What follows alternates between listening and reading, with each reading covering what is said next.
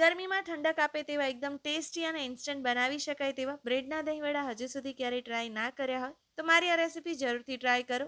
તેલનો ઉપયોગ કર્યા વિના બનાવેલા આ બ્રેડના દહીંવડા બનાવવા માટે મેં અત્યારે ઘઉંના લોટની બ્રેડનો ઉપયોગ કર્યો છે. તમે કોઈ પણ બીજી બ્રેડ લઈ શકો.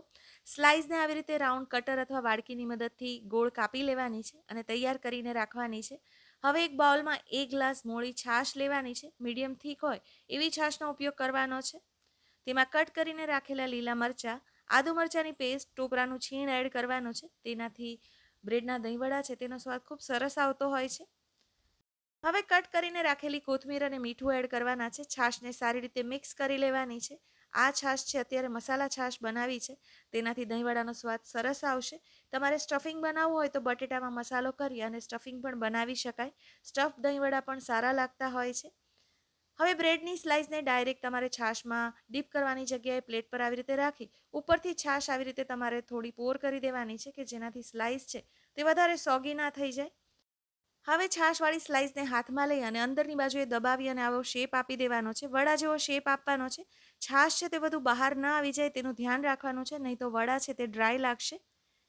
આવી રીતે બધી સ્લાઇસમાંથી વડાનો શેપ આપી દેવાનો છે અને તમારે સ્ટફિંગ મૂકવું હોય તો જ્યારે શેપ આપો ત્યારે વચ્ચે નાનો બોલ બનાવી અને બટેટાનું સ્ટફિંગ રાખી શકાય.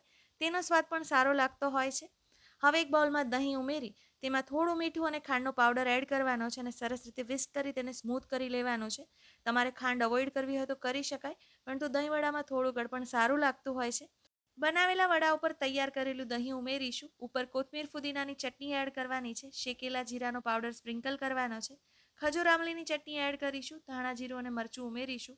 કોથમીર અને દાડમના દાણાથી ગાર્નિશ કરીશું. આ વડા ઇન્સ્ટન્ટ બનાવી શકાય તેવા છે. ગેસ્ટ આવે ત્યારે તો યુઝફુલ છે જ, પરંતુ બ્રેડની સ્લાઇસ બચી ગઈ હોય ત્યારે પણ ડેફિનેટલી ટ્રાય કરવા જેવા છે. આ દહીંવડા એટલા ટેસ્ટી હોય છે કે ખાઈને ખબર જ નહીં પડે કે તમે બ્રેડમાંથી બનાવ્યા છે. એકદમ સોફ્ટ અને ટેસ્ટી એવા મારા ઇન્સ્ટન્ટ બ્રેડ દહીંવડાની રેસીપી જરૂરથી ટ્રાય કરો અને મને કમેન્ટ્સમાં જણાવો કે તમને મારી રેસીપી કેવી લાગી. જો તમને મારી રેસીપી પસંદ આવી હોય તો તમારા ફેમિલી અને ફ્રેન્ડ સાથે જરૂરથી શેર કરો.